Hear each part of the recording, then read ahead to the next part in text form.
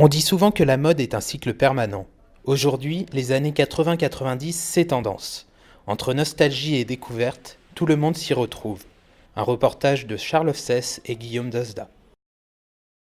Les friperies, véritables cavernes d'Ali Baba pour les amoureux de rétro, sont plus que jamais à la mode. Entre manteaux, jeans en cuir et survêtements colorés, il y en a pour tous les goûts, comme nous l'explique le gérant de ce magasin. C'est selon les envies des gens plutôt, hein. C'est ce qui est demandé, on répond à une demande.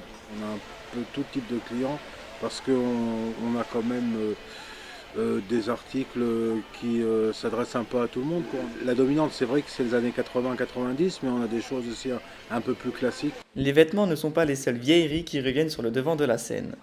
Depuis quelques années, un grand nombre de passionnés de musique de plus en plus jeunes reviennent au format vinyle, cherchant le plaisir de l'objet et de son contenu. C'est un phénomène de mode, c'est un peu difficile à expliquer. C'est vrai qu'on a une nouvelle clientèle, vu qu'on est là depuis 1991, qui revient sur du vinyle, des gens qui n'en achetaient pas jusque-là. Une clientèle jeune. On va dire que ça commence pour nous, je pense qu'à partir de 12-13 ans, on commence à avoir des clients qui achètent du rock, ce qui est quand même jeune.